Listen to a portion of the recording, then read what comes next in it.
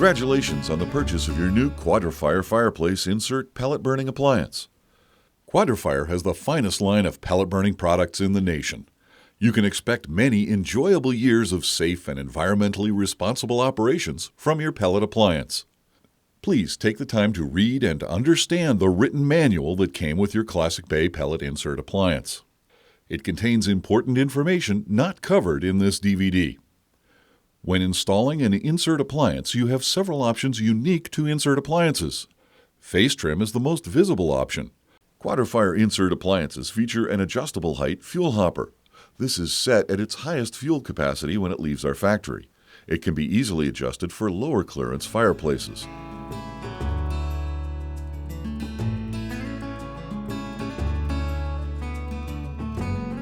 First, make sure your appliance has been properly unpacked and installed, and all safety requirements are met. Pay particular attention to clearance to combustibles, floor protection, venting, and mantle requirements. Check the movement of the fuel adjustment rod located in the hopper. It should slide up and down after loosening the thumb screw at the top. If it doesn't, loosen or tighten the set screw at the bottom as needed. Fill the hopper with fuel and set the thermostat to its lowest level. Then plug the appliance into a standard, properly grounded household circuit. Whenever you plug the appliance in, a blower will turn on for approximately 10 minutes, even though the thermostat is not calling for heat.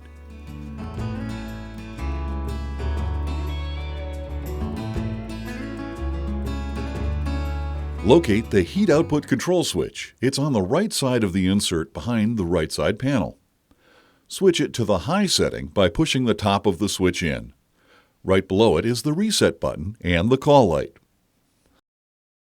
Adjust the thermostat to its highest setting. The red call light will come on. This indicates that the thermostat is calling for heat.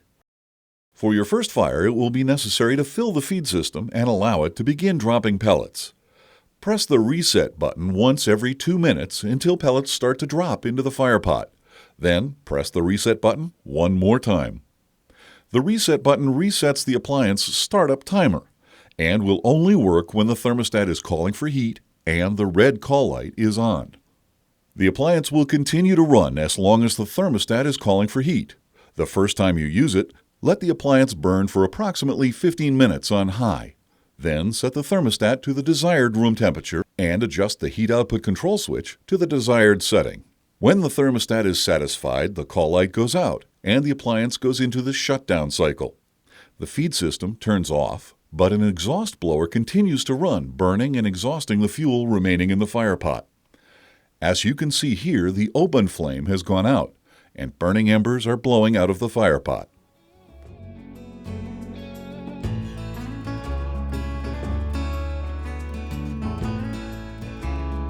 The appliance is like most modern furnaces. When the thermostat calls for heat, your appliance will automatically light and deliver heat.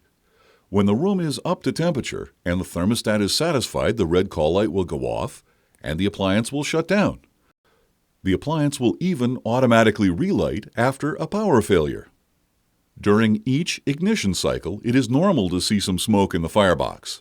The smoke will stop once the fire starts.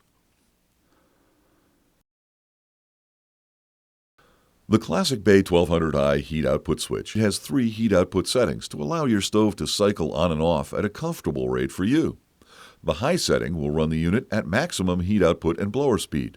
The low setting will run the unit at minimum heat output and blower speed. When the thermostat calls for heat, the appliance will start on the high setting for the first 4 minutes, then automatically switch to the burn rate that it's set to.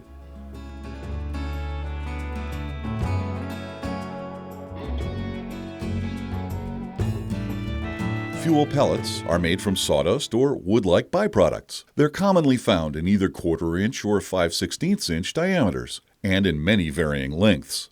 Pellet length may even vary by lot from the same manufacturer. This variation means that the feed rate of your appliance will need to be adjusted occasionally. Extensive testing has determined that shelled field corn is an excellent economical alternative to pellet fuel in some regions. Because of the high moisture content in corn, wood pellets need to be mixed with the corn to allow automatic ignition. To start with, use a blend of 50% corn and 50% wood pellets. The feed rate may require a slight adjustment. If you're successful with automatic operation, try a blend of 80% corn and 20% pellets. Pellets are only needed to assist with lighting of the fuel. In cases where the stove runs full time, 100% corn will work after starting the fire with a small handful of wood pellets in the fire pot. Proper storage of your pellets and alternative fuel is very important. Always store your fuel in a dry and convenient area away from all combustibles.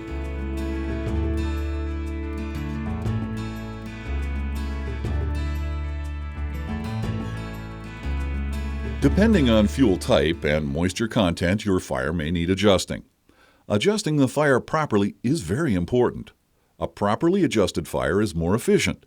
It gives you more heat per pound of fuel and generates far less smoke. The fuel adjustment rod is inside your fuel hopper.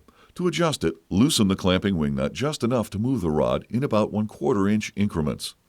All flame height adjustments should be made with the heat output control set on high.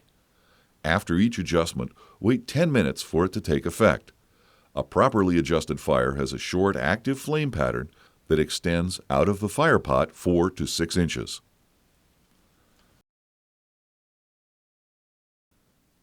If the fire is too low, it may not stay hot enough, and the thermocouple will not sense enough heat, which will cause the stove to shut down prematurely. When the fire is too small and rarely peaks above the top of the fire pot, like this one, then you will need to adjust the feed rod upwards. If the glass is getting black, the fire is probably too high, and the fire pot will have to be cleaned more often.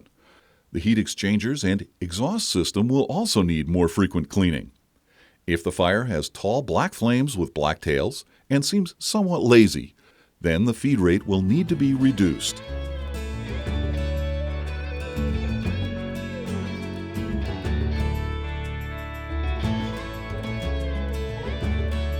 Minerals and materials in your pellets turn into glass, creating hard deposits called clinkers, which form at the bottom of the fire pot. The type and consistency of your ash and clinkers will vary with the type of fuel. We recommend that you clean your fire pot daily. If the fuel has a high mineral and ash content or you are burning shelled field corn, clean the fire pot more than once a day. To clean the fire pot, wait for the appliance to completely cool. Pull the fire pot cleanout rod and then slide it back to the closed position. Be certain the fire pot floor plate is fully closed when finished.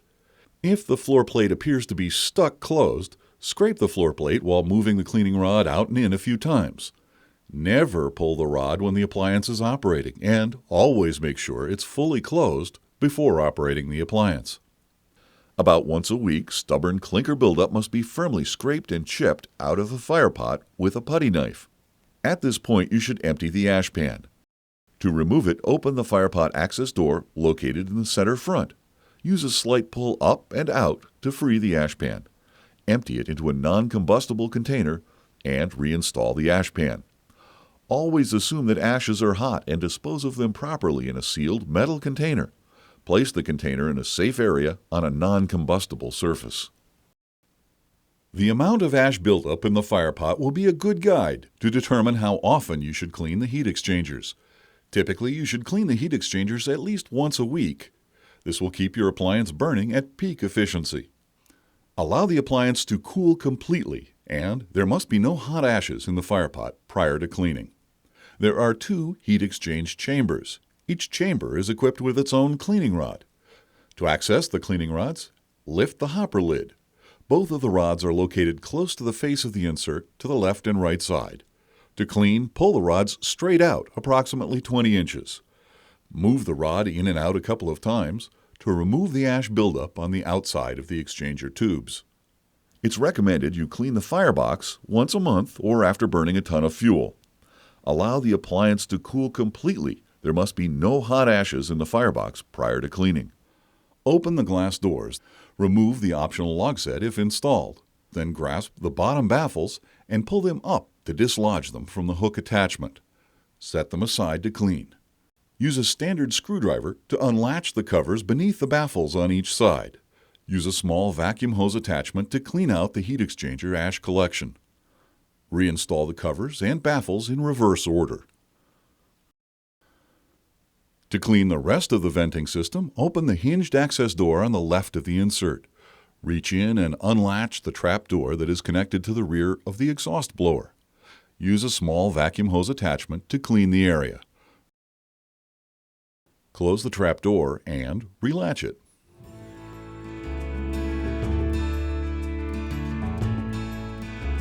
Be sure the appliance is cold before cleaning the glass. To clean the glass, use a damp paper towel or any non-abrasive cleaner. Then use a dry towel to wipe off any streaks that may remain. Never use any type of abrasive cleaner on the plated surfaces. This is a good time to inspect the door latch and window seals. Ensure they're in good condition and seal tightly. A tight seal is important for the appliance to burn properly. The latch handle should snap securely in place when adjusted properly.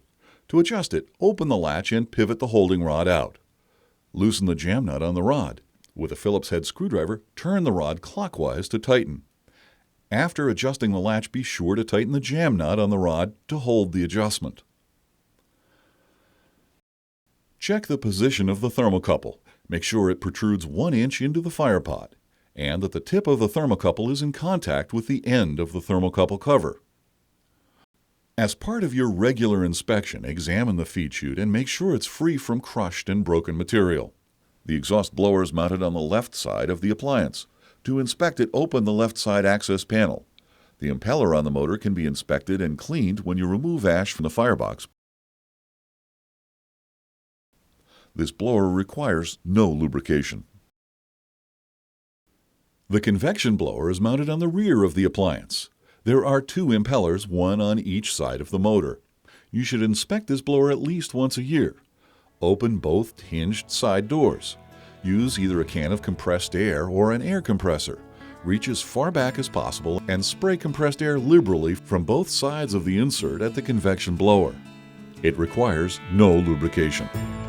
For a more thorough cleaning, call a qualified dealer for an annual service call.